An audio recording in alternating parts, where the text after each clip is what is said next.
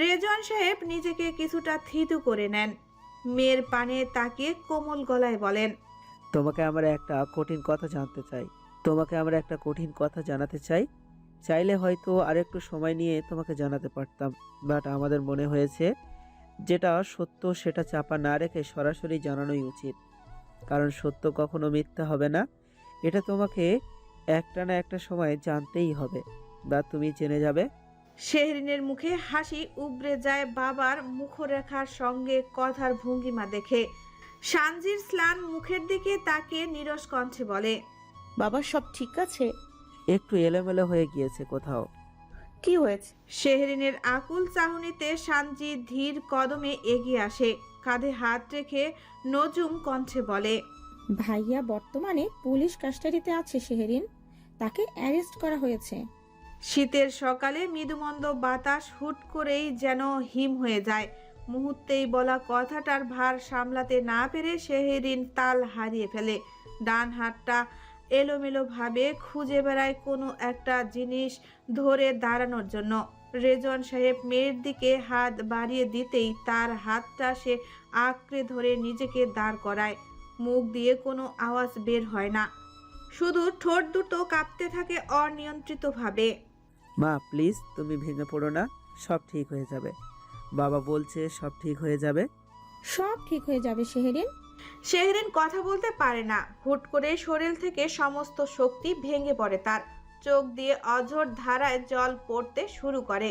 নিঃশব্দ এই কান্না তার বেদনাকে আরো মূর্ত করে তুলে মুহূর্তেই। না, এটা কি সম্ভব? উনি কেন যাবেন? নিজ মনে অস্থির কণ্ঠে ফিসফিস করতে থাকে ভঙ্গুর কামিনী। মস্তিষ্ক তার বিগলিত হয়ে উঠেছে কেমন যেন।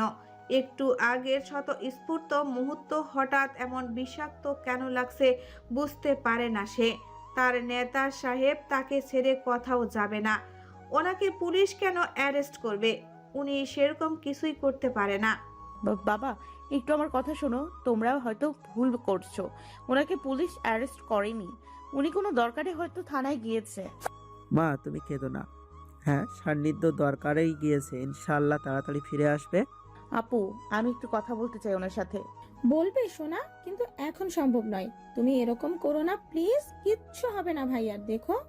শেহরিন ক্রমশই অশান্ত হয়ে ওঠে। সে তার মন মস্তিষ্ককে বোঝাতে চাইছে সব ঠিকঠাক আছে। নেতা সাহেবের কিছু হয়নি, তবু মানতে পারছিল না। কখন কি হলো সে জানলো না কেন? নেতা সাহেব তাকে না বলে কোথাও তো যায় না। আমি একটু শুধু কথা বলতে চাই। উনি ঠিক আছেন এটুকু শুনেই ফোন রেখে দিব। সত্যি বলছি, আর ডিস্টার্ব করব না। শেহরিন বাবাকে ছেড়ে তড়িঘড়ি করে ফোন খুঁজতে উদ্যক্ত হলো। এলোমেলো হয়ে চারপাশটা সে চোখ বুলাতে থাকে। বুকের ভেতরে সূক্ষ্ম ব্যথাটা তার উত্তাল সীমা ছাড়িয়ে যাচ্ছে। নেতা সাহেবের সঙ্গে কথা না বলা পর্যন্ত শান্ত হতে পারবে না সে কোনোভাবেই। রেজওয়ান সাহেব এবং সানজি শেহরিনের উন্মাদনা দেখে তাকে আটকানোর চেষ্টা করে। জানে এখন ফোন দিয়ে কোনো লাভ হবে না, কাউকে পাবে না সে ফোনের অপর পাশে। শেহরিন, এমন করো না আপু, তুমি ভাইয়াকে পাবে না এখন ফোনে। উনি আমার ফোন ধরবে। ভাইয়ার কাছে এখন ফোন নেই, তুমি শুধু শুধু কষ্ট পাবে, প্লিজ থামো। শেহরিন দু হাতে কপাল চেপে ধরে। অবিরাম ধারায় কাঁপতে থাকা ঠোঁট ফুঁড়ে সে অস্পষ্ট সুরে চিৎকার করে কান্না করে ওঠে। নিজেকে পারে না আর আটকে রাখতে। এতক্ষণে নিস্তব্ধ কান্না হয়ে ওঠে শব্দে মুখর। আটকে আসা শ্বাস টেনে সে একদম ভেঙে পড়ে মুষলধারে কান্নায়। মা এমন করে না মা, তুমি না আমার বুদ্ধিমতী মেয়ে। রেজওয়ান সাহেব মেয়েকে বুকের সাথে জড়িয়ে ধরে ক্রমাগত সান্ত্বনা দিতে থাকে। মেয়ের চোখের অশ্রু আর করুণ গলার স্বর তার পাঁজর ভেঙে দিলেও নিজেকে নিয়ন্ত্রণে রাখে খুব কষ্টে। উপায়ও নেই যে তাছাড়া। মেয়েকে সামলানো এই মুহূর্তে কঠিন চ্যালেঞ্জ তার কাছে। একটু বোঝো তোমরা আমাকে। আমি সত্যি ওনাকে ছাড়া থাকতে পারবো না। আমি পায়ে ধরি তোমাদের, আমাকে নিয়ে যাও ওনার কাছে। সান্নিধ্য নিজেই তোমার কাছে আসবে, একটু ধৈর্য ধরো মা। না, আসবে না উনি। আমি বুঝতে পেরেছি কঠিন কিছু হয়েছে, আমাকে তোমরা এই কারণে আটকাচ্ছ। আমি কিন্তু সত্যিই মরে যাব বাবা ওনার কিছু হলে। তুমি যদি এটা বলো, বাবা যে ভীষণ কষ্ট পাবে। শেহরিন বাবার বুকের মধ্যে মুখ গুজে ফুপাতে ফুপাতে থাকে। সমস্ত শরীর তার কাঁপছে অসম ধারায়। চোখ মুখ তার লাল টকটকে হয়ে গিয়েছে। বিন্দুমাত্র নিজস্ব শক্তি সে অনুভব করতে পারে না। একটুখানি ছাড়া পেলেই যেন সে মুখ থুবড়ে পড়বে। বাবা, আমি হয়তো বোঝাতে পারছি না তোমাদের আমার ভেতরে কতটা কষ্ট হচ্ছে, কিন্তু বিশ্বাস করো, মনে হচ্ছে কেউ আমাকে পাথর দিয়ে পিষে আমার ভেতরটা থেতো করে দিচ্ছে। আমার অসহ্য যন্ত্রণা হচ্ছে। কিভাবে বোঝালে তোমরা একটু আমাকে ওনার কাছে নিয়ে যাবে বাবা? আমি একটু ওনার কাছে যেতে চাই, একটুখানি তাকে দেখতে চাই। ওই মানুষটাকে ছাড়া আমি একদিনও চলতে পারবো না। আমি ওনাতে অভ্যস্ত হয়ে গিয়েছি। যে এক উদ্ভ্রান্ত বিধ্বস্ত নারী তার প্রিয়জনের জন্য উন্মাদ হয়ে গিয়েছে, ছিন্নমূল হয়ে নিজেকে দাঁড় করিয়েছে এক ভয়ঙ্কর পরিস্থিতিতে। তার আর্তনাদিত প্রতিটি সুর উপস্থিত দুজনকে নিস্তব্ধ করে দেয়। কেউই ভাবতে পারেনি এই মেয়েটার ভিতরে এত ভালোবাসা তার স্বামীর জন্য। সানজির চোখে বৃষ্টি নেমেছে, অথচ এই দৃশ্য সে অভ্যস্ত। বাবাকে নিজ চোখে সে পুলিশের হাতে গ্রেপ্তার হতে দেখেছে ছোটবেলায়। বছরে বছরে পুলিশ কেস মামলা আদালত দেখে বড় হয়েছে। কই তখন তো এত খারাপ লাগেনি, এতটা কষ্ট হয়নি যতটা না এখন তার শেহরিনকে দেখে হচ্ছে। চোখে জল পর্যন্ত এনে ছেড়েছে এই মেয়ে। সকাল 10টা, চট্টগ্রাম মেট্রো পুলিশ স্টেশন। পুলিশের উপর পুলিশ কমিশনার অফিস কক্ষের ডোর নক হয়। ডিসিপি আফতাব উদ্দিন ফাইল স্বাক্ষর করতে করতে চোখ তুলে তাকায়। মুহূর্তেই ভেতরে প্রবেশ করেন চট্টগ্রাম সিটি কর্পোরেশন সাবেক মেয়র এবং ক্ষমতাশালী রাজনৈতিক এমপি সাহেবের পিতা শাহজাহান খান। পেছনে তার দুজন ব্যক্তিগত নিরাপত্তা রক্ষী। আসসালামু আলাইকুম ডিসিপি সাহেব। ওয়ালাইকুম সালাম, please take seat. Aftab Uddin নিজ চেয়ার ছেড়ে খানিকটা উঠে সন্তুষ্ট কায়দায় শাহজাহান খানকে বসার আমন্ত্রণ জানান। অতঃপর সাথে থাকা এসআইকে ইশারায় বের হয়ে যেতে বলে নিজ আসন গ্রহণ করেন। চা না কফি? আপাতত পানি ঠিক আছে। আফতাব উদ্দিন মৃদু হেসে মাথা নাড়ে, সুস্পষ্ট কণ্ঠে বলে, বলুন স্যার, আপনার জন্য কি করতে পারি? হাতে সময় খুব কম, কথা সংক্ষেপে বলি। 12টার সময় আদালতে আমার ছেলেকে তোলা হবে। রিমান্ডের জন্য যে আবেদন করবেন সেটা উইথড্র করতে হবে। সরি স্যার, এটা তো আমার একার সিদ্ধান্ত নেওয়ার বিষয় না। এটি একটি সেনসিটিভ মার্ডার কেস। উচ্চ পর্যায়ে হতে নির্দেশনা এসেছে। শাহজাহান সাহেবের মুখভঙ্গি বদলে যায়, গলার স্বর চড়িয়ে বলেন, কিসের উচ্চ পর্যায়ে? রিমান্ডের জন্য আবেদন করবেন আপনি, সম্পূর্ণ বিষয়টা দেখার দায়িত্ব আপনার। আমাকে এসব বুঝ দিতে আসবেন না, সারা জীবন এসব করেই এসেছি আমি। বুঝতে পেরেছি, কিন্তু এবারের কেসটা ভীষণ মিডিয়া স্পটলাইট হয়ে গিয়েছে। Preliminary evidence? আপনার ওসি যে রিপোর্ট লিখেছে সেখানে কি আমার ছেলের হাতে রিভলভার দেখেছে? সে কি স্পটে ছিল? স্যার, আসিফ নামক ছেলেটি পলাতক। সে এবং এমপি সাহেব সরাসরি জড়িত এই খুনের সঙ্গে। তার সন্ধান চলছে তুমুলভাবে। তাকে খুঁজে বের করার জন্য বা সঠিক তথ্যের জন্য আমরা যদি রিমান্ডের আবেদন না করি, তাহলে পুরো বিষয়টা এমনকি আইন প্রশ্নবিদ্ধ হয়ে উঠবে। রিল্যাক্স, এই একই বিষয়টা আপনি অন্যভাবে ঘুরিয়ে দিন। আদালতকে বলবেন আসিফকে এখনও গ্রেপ্তার করা সম্ভব হয়নি। তাকে খুঁজে না পাওয়া পর্যন্ত এবং তার জবানবন্দি থেকে প্রাপ্ত তথ্যের আলোকে বর্তমান আসামির সাথে জড়িত থাকার নতুন কোনো প্রমাণ না পাওয়া পর্যন্ত এই মুহূর্তে রিমান্ডের কোনো প্রয়োজন দেখছি না। আফতাব উদ্দিনের মুখ শুকিয়ে ওঠে, ধীর গলায় তাকিয়ে বলে, আমার জব যাবে স্যার। সরাসরি মিনিস্ট্রি সাহেবের পক্ষ হতে এই কেস চলছে। আসিফকে হন্য হয়ে খুঁজছে পুলিশ। তাকে দেশের ভিতরে যে কোনো জায়গা হতে যে কোনো সময় গ্রেপ্তার করা হবে। তখন তো ঠিকই রিমান্ডে নেওয়া হবে। শাহজাহান সাহেব নিঃশব্দে মৃদু হাসেন, টেবিলে হালকা চাপড়ে নরম গলায় বলেন, সাধারণ মানুষের আইনের খেল আর রাজনৈতিক ব্যক্তিদের আইনের খেলের মধ্যে একটু হলেও পার্থক্য আছে। পাশার দান উল্টে যাওয়ার আগে পাশা খেলাই বন্ধ হয়ে যেতে পারে। যে কোনো কিছুই হতে পারে। চোখের সামনে আপনি যা দেখছেন, চোখের পাতা ফেলে আবার তাকাবেন, দেখবেন সম্পূর্ণ পরিবর্তন হয়ে গিয়েছে। তবে আসিফকে খুঁজে পেলে রিমান্ডে নেওয়ার বিপক্ষে আমি যাব না। আইনের কাজ আইন করবে, বাট এই মুহূর্তে আপনি উইথড্র করবেন। আমি চেষ্টা করব, তবে রাজনৈতিক মারপেচের ভিড়ে হয়তো অনেক কিছুই ঘটে যাবে। প্রমাণ কিন্তু জোরালো স্যার। সাময়িক সময়ের জন্য রিমান্ডের আবেদন আমি করছি না, তবে আসিফকে পাওয়া মাত্র আমি আমার দায়িত্বে বহাল থাকব। আশা করছি অতি শীঘ্রই আমরা তাকে ধরে ফেলতেও সক্ষম হব। শাহজাহান খান উঠে দাঁড়ান, চেয়ার ছেড়ে হাত বাড়িয়ে দিয়ে হ্যান্ডশেক করে বলেন, আমার কোনো আপত্তি নেই। মাঠে নেমেছি, গোল খাবো, গোল হয়তো দিব, তবে কার প্ল্যানটি কখন মিস হয়ে যাবে বলা কঠিন। দেখা যাক কি হয়। আর হ্যাঁ, আপনার জুনিয়র অফিসাররা যারা এই কেসে কাজ করছে তারা যেন তাদের ল্যাঙ্গুয়েজ নিয়ে কেয়ারফুল থাকে।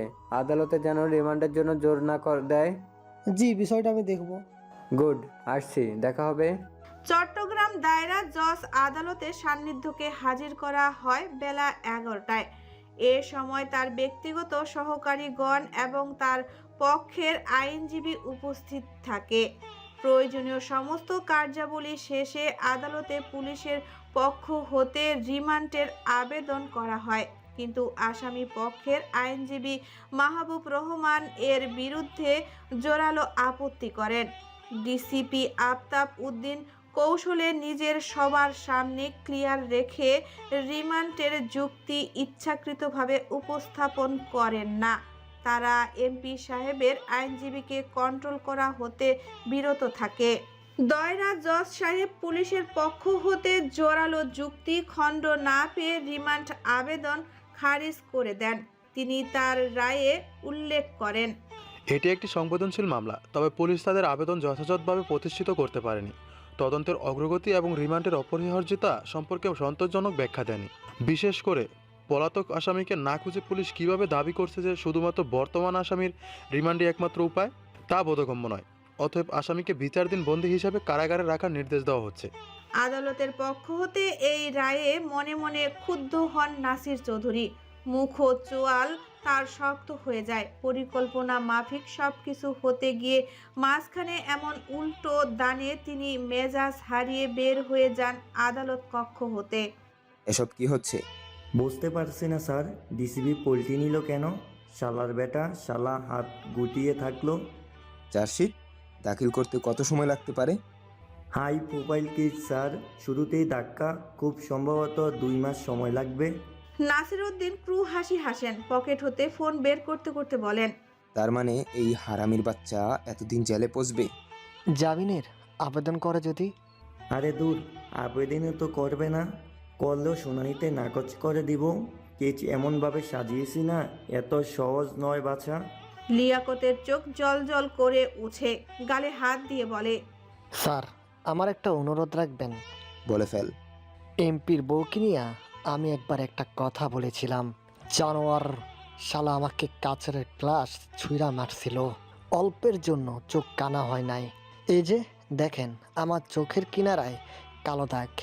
নাসির চৌধুরী এক পলক লিয়াকতের কাটা স্থান দেখে গমগমে আওয়াজে বলেন, তো কি করতে চাস? ওর বোরে একটাবার মনের খায়েশ মেটাতে চাই। বাঘের ডেরায় হাত দিবি? বাঘ তো বন্দি স্যার। নাসির চৌধুরী বিদঘুটে হাসি ঝুলিয়ে বলেন, শালা সময় মতো উসুল করবা। অনেক দিনের ইচ্ছা, সব ব্যবস্থা নিয়ে শেষ স্যার, খালি আপনার অনুমতি। লোকেশন? যারা কনকট। নাসির চৌধুরী লিয়াকতের পিঠ চাপড়ে দিয়ে বলেন, যা, অনুমতি দিলাম। অনেক কাজ করে দিয়েছিস আমাকে, এখন একটু এনজয় কর। শুক্রিয়া স্যার। ফেব্রুয়ারির 3 তারিখ সন্ধ্যা 6টা। শহরের শীত কমেছে আগের তুলনায় কিছুটা।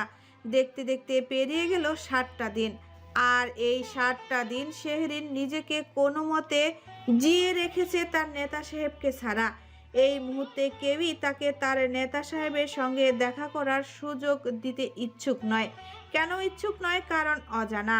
নির্ঘুম রাত পার করে আসা রমণীর চোখের নিচের কালিগুলো স্পষ্ট হয়ে আছে। নিজের প্রতি নিজের অযত্ন অবহেলায় মনটাকে পরিণত করছে ভঙ্গুর। চারপাশের সব কিছুর প্রতি তার বৃতৃষ্ণা জমে গিয়েছে। নিজেকে ভেঙে ফেলতে গিয়ে বারবার বাধাপ্রাপ্ত হচ্ছে রেজওয়ান সাহেব, সানজি আর সারফরাজের কারণে।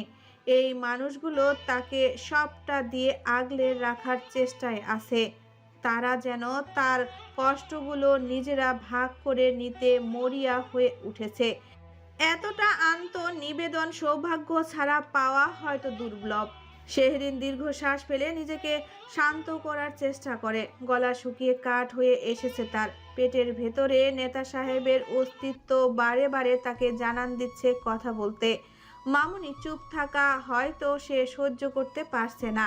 শেহরিন বুঝতে পারে, অনুভব করে, কিন্তু মুখ দিয়ে কোনো কথা বের হয় না। রেজওয়ান সাহেব 5 দিন মেয়ের কাছে থেকে ঢাকা ফিরেছেন। ব্যবসায়িক সমস্ত কাজ গুছিয়ে হয়তো আজ রাতে কিংবা কাল সকালে আবার চট্টগ্রামে ব্যাক করবেন। মেয়েকে এই পরিস্থিতিতে একা রেখে সে অন্য কোথাও স্থির থাকতে পারবেন না। ওইদিকে সানজি গিয়েছে সুখনিবাসে কিছু বই আনতে। সামনের সপ্তাহ থেকে ফাইনাল পরীক্ষা শুরু তার। শেহরিন একা একা ঘর জুড়ে পায়চারি করা শেষ করে কিচেনে চলে যায়। মাথার মধ্যে তার চিন্তারা ঘুরপাক খাচ্ছে। এই সুযোগে সে কি বের হয়ে যাবে নেতা সাহেবের সঙ্গে দেখা করতে? এখন বাবা, সারফরাজ ভাইয়া কিংবা সানজি আপু কেউই নেই। কিন্তু কোন থানায় কোথায় কি এগুলো জানবে কিভাবে? আজাদের কাছে সাহায্য চাইবে কি? সে তো এমপি সাহেবের লোক, জানার তো কথা। আজাদকে পরোক্ষ করার উদ্দেশ্যে শেহরিন কিচেনের জানালার কাছে যায়। এখান হতে নিচের অংশটুকু পরিষ্কার দেখা যাওয়ার জন্য জানালা ঘেঁষে দাঁড়িয়ে নিচের দিকে দৃষ্টিপাত করে সে। চোখ দুটো স্থির করা মুহূর্তেই হুট করে নিচে চলমান এক অনাকাঙ্ক্ষিত দৃশ্য তার মুখ সাদা হয়ে যায় তৎক্ষণাৎ। স্থির চোখ দুটো অস্বাভাবিক হয়ে আসে। নিঃশ্বাস আটকে আসার উপক্রম হয়ে ওঠে মুহূর্তেই। নিজ চোখে সে দেখে আজাদকে মাথা ফুঁড়ে গুলিবিদ্ধ করে একজন বন্দুকধারী লোক। আশেপাশের গোল হয়ে দাঁড়িয়ে তাকে সঙ্গ দিয়ে চলছে আরও 5-7 জন লোক। মুখ থুবড়ে রক্তের স্রোতে ভেসে যায় দেহখানা। কোনো সিকিউরিটি গার্ড নেই, কোনো মানুষজন নেই। এলোমেলো মস্তিষ্ক শেহরিনকে হুট করে ভাবিয়ে তোলে, আদৌ এটা আকস্মিক আক্রমণ নাকি সুপরিকল্পিত হত্যা? আজাদকে মেরে ফেললো, তার মানে তো এরা নেতা সাহেবের শত্রু। তাহলে কি নেক্সট টার্গেট সে? দুর্লভ এই ভাবনা মনে আসতেই শেহরিনের মেরুদণ্ড বেয়ে ঠান্ডা স্রোত বেয়ে যায়। ভয়ে তার হাত পা কাঁপতে শুরু করে। আপনা আপনি হাত চলে যায় তার পেটে। বুঝতে পারছে তার আবার প্যানিক অ্যাটাক শুরু হয়েছে। কিন্তু তাকে যদি এখন মেরে ফেলে তাহলে তো তার বাচ্চাকেও। কম্পনরত স্বরে শেহরিন ডুকরে ওঠে। নিজেকে বোঝাতে থাকে ভয় না পেতে। মনের মধ্যে সাহস সঞ্চার করার চেষ্টা করে। তার অনাগত সন্তানকে সে কোনোভাবে ক্ষতি হতে দিবে না। কঠিন এক দৃঢ়তা নেমে আসে তার কপালের রেখায়।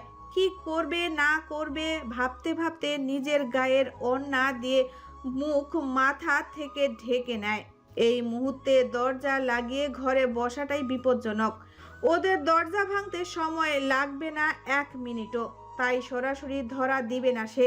নিজের তাৎক্ষণিক পরিকল্পনা মতো বের হয়ে যায় মেন ডোর ছেড়ে। লিফটের কাছে আসতেই দেখে তা বন্ধ।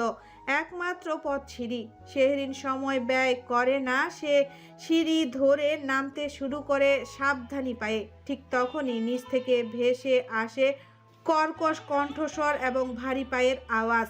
শেহরিনের হৃদয় এক মুহূর্তের জন্য থমকে যায়। লিফট বন্ধ পেয়ে শয়তানগুলো একই পথে আসছে, তার মানে এখন যদি ধরা পড়ে। মুখ রক্ত শূন্য হয়ে ওঠে এক লহমায়। ঠোঁট তিত্তির করে কাঁপতে শুরু করে। কিন্তু ভেতরে জ্বলতে থাকা আত্মরক্ষার আগুন তাকে দমাতে পারে না। সিঁড়ির রেলিং শক্ত করে ধরে নামতে থাকে যেন তার হাতের কাঁপুনি বোঝা না যায়। শেহরিন নিচে নামছে আর শয়তানগুলো উপরে উঠছে। মুখোমুখি হওয়ার সেই রুদ্ধ শ্বাস মুহূর্ত। শয়তানগুলোর হাতে চাপাতি রামদা, একজনের গলার সোনার চেন, আরেকজনের হাতে ট্যাটু আঁকা ড্রাগার নকশা। শয়তানগুলো এক পলক শেহরিনের দিকে তাকায়, কিন্তু চিনতে পারে না অন্যায় ঢাকায় মুখ দেখে। এটাও জানে না এমপির বউ অন্তঃসত্ত্বা, যার ফলে সহজেই পাশ কাটিয়ে যায়। শেহরিনও চোখ নামিয়ে নেয় সঙ্গে সঙ্গে। মুখের ভঙ্গি তার সম্পূর্ণ নির্বাক, প্রাণহীন পুতুলের মতো। 2 তলাতে শিওর? শিওর। তাড়াতাড়ি চল, কে তারপর জানে মেরে দেব। শয়তানগুলো হতে উচ্চারিত শব্দ শেহরিনের কানে বিষের মতো ঢেলে পড়ে। তার মানে তার ধারণা শতভাগ ঠিক। হত্যার পরিকল্পনা ছিল। মনে মনে আল্লাহর প্রতি অশেষ শুক্রিয়া জানিয়ে সে নেমে যায় নিচে। গ্রাউন্ড ফ্লোরে পা রাখার সাথে সাথেই আজাদের লাশ সামনে এসে পড়ে। কুয়াশার ভাঁজে একটা কাক পক্ষীও নেই চারপাশে। অন্যান্য সিকিউরিটি গার্ড সহ বসারত সকল লোকগুলো মনে হচ্ছে বিলীন হয়ে গিয়েছে আজ। অবশ্য এই অ্যাপার্টমেন্টে মানুষজন এমনি কম, দরকার ছাড়া কেউই বের হয় না। আজাদের লাশ দেখে শেহরিনের ভেতরটা পুড়ে যায়। কদিনেই লোকটা অনেক আপন হয়ে উঠেছিল সবার। কি অমায়িক ব্যবহার, কি সম্মান শ্রদ্ধা। আজ এই পরিণতি হয়তো তাকে নিরাপত্তা দিতে গিয়ে হলো। আফসোস কিংবা অনুতাপে চোখের কোণে জমা হলো অশ্রুগুলো শেহরিন জোর করে চেপে রাখে। এখন যে কাদার সময় নেই। ব্যস্ত রাস্তায় উঠতেই দিক বেদিক হারায় শেহরিন। সমস্ত শরীরে সে সুচ ফোটানোর ন্যায় ব্যথা অনুভব করতে থাকে। কোমর পিঠ ভেঙে আসে। এভাবে আর কিছুক্ষণ হাঁটলে হয়তো আর নিজেকে বাঁচাতে পারবে না। আশেপাশে যানবাহনের খোঁজে হন্য হয়ে ওঠে। একটা কিছু পেলে। এক্সকিউজ মি, আমি কি একটু হেল্প পেতে পারি? ভগ্ন কণ্ঠে অনুনয় শুনে ঘাড় ঘুরিয়ে তাকায় তিথি। রোড সাইডের মলিন আলোতে চেনা পরিচিত মুখটা দেখতেই অবাক হয়ে উঠে সে। উন্ডের অর্ধেক গ্লাসখানা পুরোপুরি নামিয়ে বলে, শেহরিন তুমি? ঘরমান্ত ব্যথায় কাতর রমণী ভালোভাবে দৃষ্টি রাখে। রাস্তায় দাঁড়ানো গাড়িতে তিথিকে দেখে সে নিজেও খানিকটা অবাক হয়। জানতো না এটা তিথি ভাবির গাড়ি কিংবা সে এই গাড়িতে রয়েছে। এই মুহূর্তে আশেপাশে এই একটা গাড়ি দাঁড়িয়ে থাকা ছাড়া সে আর কোনো গাড়ি দেখতে না পেয়ে এখানেই ছুটে এসেছে। কিছু সময়ের মান অভিমান ছেড়ে আমাকে কি একটু সাহায্য করবেন ভাবি? আমার বাচ্চাটার জন্য অন্তত। আমি এই মুহূর্তে বিপজ্জনক অবস্থায় আছি ভীষণ। আমি তো খারাপ, আমার কাছে সাহায্য চাইছো যদি তোমার ক্ষতি করি? শেহরিন এক নজর পিছনে তাকিয়ে ক্লাসটিতা জোরানো মুখে যৎ সামান্য হাসি ফুটিয়ে বলে, আমার মনে হয় আল্লাহ আপনাকে ওসিলা হিসেবে এই মুহূর্তে পাঠিয়েছেন আমার কাছে। তিনি হয়তো দেখতে চান কার ইগো বেশি, আমার না আপনার। আমার যদি ইগো থেকেও থাকে আমি সেটা ভেঙে নিজ হতে সাহায্য চাইছি। নিজেকে নত করছি। এখন বাকিটা আপনার হাতে। আপনি কি আমাকে সাহায্য করবেন? তিথি অবাক হয়ে শেহরিনকে দেখে। একটা মেয়ে এত অল্প বয়সে এতটা ম্যাচিউর নিয়ে কিভাবে কথা বলতে পারে। এরকম একটা পরিস্থিতিতেও তার সুস্পষ্ট জবান। সে নত হয়েও নিজেকে কিভাবে উপরে রেখেছে, যেখানে সে তার চেয়ে বড় হয়েও কথা খুঁজে পাচ্ছে না। তিথির শ্রবণে তার মায়ের কথাগুলো প্রতিধ্বনিত হয়। এতগুলো দিন সে নিজের সঙ্গে বোঝাপড়া করে অনেক ভুল বের করতে পেরেছে নিজের। তবুও রাগ কিংবা ক্ষোভ পুরোটা কমেনি। সারফরাজের অবহেলা তাকে এখনো একইভাবে কুরে কুরে খাচ্ছে। কিন্তু আজ এই মুহূর্তে মনে হচ্ছে সে নিজের খোলস ছেড়ে বের হয়ে এই মেয়েটার মতো হতে শিখবে একটু। খুব কি ক্ষতি হবে তাতে? তিথি গাড়ি হতে নেমে পড়ে তৎক্ষণাৎ। গাড়ির দরজা খুলে দিয়ে শেহরিনকে ভেতরে প্রবেশের জন্য পথ করে দেয়। এদিকটায় এসেছিল সে বান্ধবীর বাসায়। ফিরতি পথে মিসেস রোহানার কল আসায় কথা বলার জন্য থেমেছিল একটু। ধন্যবাদ বড়জা। তিথি ড্রাইভিং সিটে বসে গাড়ি স্টার্ট করে। সামনের দিকে দৃষ্টি রেখে থমথমে গলায় বলে, আমার বাসায় যেতে তোমার কি খুব সমস্যা হবে? আপনার সমস্যা না থাকলে যাওয়া যেতে পারে। আমার এই মুহূর্তে একটা নিরাপদ আশ্রয় দরকার ভীষণ। সান্নিধ্যের জন্য আজ তোমার এই পরিণতি অস্বীকার করতে পারবে? শেহরিন সিটে মাথা গা এলিয়ে দিয়ে দীর্ঘশ্বাস টেনে নেয়। চোখ বন্ধ রেখে মুখে মলিন হাসি টেনে বলে, তার ভালোটা নিতে পারলে খারাপটাও নিতে শিখতে হবে আমার। এখনো এত কনফিডেন্স?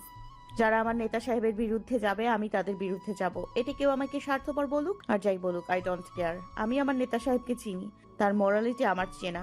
রাজনীতি ঘৃণা করেও এই কথা বলছো? রাজনীতিবিদকে ভালোবাসি যে। ইয়ো পানি তুমি কেমন আছো বাবা? তাসিন দরজার সম্মুখে শেহরিনকে দেখা মাত্র উচ্ছ্বাসিত হয়ে ওঠে। এই স্থানে এই মুহূর্তে সে যেন কল্পনাতেও ভাবেনি তার ইয়ো পানির দেখা পাবে। আজ প্রায় 2.5 মাস হয়ে গেল তারা একে অপরের সাথে বিচ্ছিন্ন হয়ে আছে। বাবা মায়ের সম্পর্কে টানাপোড়েনে পড়ে সে চাইলেও পারেনি একটু দেখা করতে। কত বায়না করত, কত কান্না করত, কিন্তু তাতেও কাজ দেয়নি। হাত হতে পানির পটটা ছুঁড়ে ফেলে সে দৌড়ে জাপটে ধরে শেহরিনকে। আমি তোমাকে অনেক মিস করি, পুবিমণিকে মিস করি। আমার এখানে ভালো লাগে না, আমি থাকবো না এখানে। নিয়ে চলো আমাকে প্লিজ তোমাদের কাছে।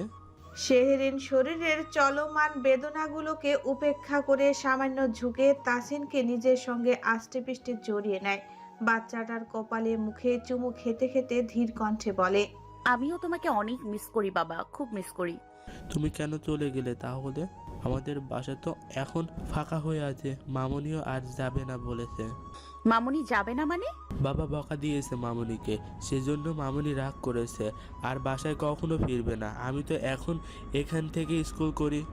শেহরিন তাসিনের অনুযোগী কণ্ঠে বলা কথাগুলোর অর্থ পরিষ্কারভাবে বুঝতে পারে না। তিথি ভাবি সুখ নিবাসে আর ফিরবে না মানে কি হয়েছে? সে তো আসার পথে ভেবেছিল ভাবি হয়তো বেড়াতে এসেছে কিছুদিনের জন্য তার মায়ের বাসায়, কিন্তু তাসিন এখান থেকে স্কুল করে মানে? বাবা তোমরা এখানে কবে এসছো?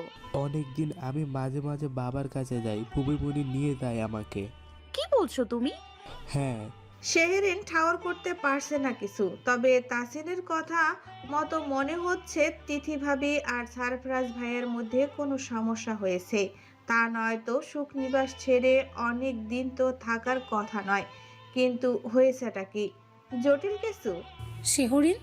শেহরিন নিজস্ব ভাবনা ছেড়ে পাশ ফিরে তাকায়। মিসেস রেহেনার আগমন হতেই সে নিজেকে ধাতস্থ করে নম্র সুরে বলে, আসসালামু আলাইকুম আন্টি।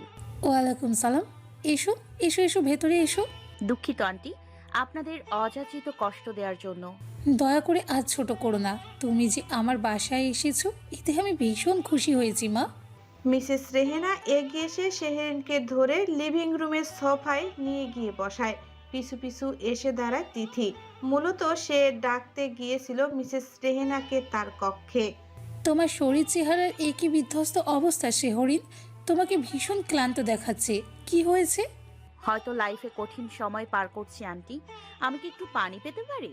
মিসেস রেহেনা পিছু ঘুরে তিথিকে বলতে গিয়ে থেমে যায়। মেয়ের মনোভাব খুব একটা স্ফুট না দেখে বলতে সাহস পান না। হয়তো এতে তার আবারও ইগোতে লেগে যেতে পারে। এমনিতে এই নিয়ে তো কম ঝামেলা হচ্ছে না। বসো, আমি এক্ষুনি নিয়ে আসছি। আমি নিয়ে আসছি। না মামনি, পানির জন্য পানি আমি নিয়ে আসবো। চুপচাপ বসে থাকো, পারবে না তুমি। তিথির ভারী কণ্ঠের আদেশ বার্তা শুনে তাসিন শেহরিনের কাছে গিয়ে চুপচাপ বসে। মিসেস রেহেনা খানিকটা অবাক হন মেয়ের ভাবমূর্তি দেখে। বিশ্বাস করতে একটু কষ্ট হয় শেহরিনের জন্য সে নিজে গিয়েছে পানি আনতে, অথচ এই মেয়েটাকে নিয়ে তার শত অভিযোগ, এমনকি ঘর ছাড়া। তবে মেয়ে যে তার একটু একটু করে আত্ম অহংকারগুলো মাটিতে পিষ্ট করছে, এতেই তিনি অনেক খুশি। টিভি নিউজের মাধ্যমে সান্নিধ্যের খবরটা জানতে পারলাম। আসলে এসব পলিটিক্সে কখন কি হয় বলা কঠিন। ভালোর চেয়ে মন্দ বেশি থাকে, তবে জীবনে সুসময় থাকলে দুঃসময় আসবেই। মানুষ হিসেবে আমাদের দুটোই মেনে নিতে হবে। তুমি নিজেকে শক্ত রাখো। এই কঠিন সময় তুমি যদি নিজেকে ঠিক রাখতে পারো, ইনশাল্লাহ সব ঠিক হয়ে যাবে। দোয়া করবেন আন্টি। মিসেস রেহেনা শেহরিনের ঘামার্ত মুখরাখায় এঁটে থাকা চুলগুলো নিজ হাতে সরিয়ে দেন। মাথায় হাত বুলিয়ে দিয়ে স্নেহমাখা কণ্ঠে বলেন, অবশ্যই দোয়া থাকবে। তোমার কি কষ্ট হচ্ছে শরীরে?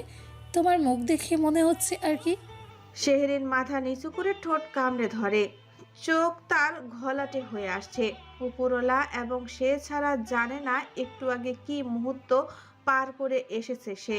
শরীর এবং মন দুটোতেই তার এতটা কষ্ট হচ্ছে যে প্রকাশ করার মতো শব্দ খুঁজে পাচ্ছে না। তবে নিজেকে দেখে সে অভিভূত। এতটা ট্রমা, প্রেশার, ফোবিয়া নিয়ে সে কিভাবে টিকে আছে? ওই রামদা, চাপাতি, আজাদের মৃতদেহ, রক্ত, এগুলো নিজ চোখে দেখার পরও সে সজ্ঞানে দাঁড়িয়ে আছে। আদৌ কি সম্ভব? এই শেহরিনকে দিয়ে কখনো কি এমনটা আশা করা যায়? আসলে নিজেই নিজেকে নিয়ে কনফিউজড আন্টি। সত্যি কথা বলতে আমার অনেক কষ্ট হচ্ছে। দাঁড়িয়ে থাকার মতো শক্তি নেই আমার। মাথা, পিঠ, কোমরে অসহ্য ব্যথা হচ্ছে, শারীরিক দিক দিয়ে আমি একদম ভঙ্গুর হয়ে পড়েছি। কিন্তু অদ্ভুত বিষয় হচ্ছে আমি মানসিকভাবে ভেঙে পড়তে পারছি না। আমার ভয় হচ্ছে, প্যানিক অ্যাটাক হচ্ছে, কিন্তু কোথাও গিয়ে মনে হচ্ছে আমাকে আরো শক্ত হতে হবে, নিজের দুর্বলতাগুলোকে কাটাতে হবে। আল্লাহ আমাকে এতটা মনোবল দিয়ে চলেছেন, আমি কৃতজ্ঞতা জানিয়েও শেষ করতে পারছি না আসলে।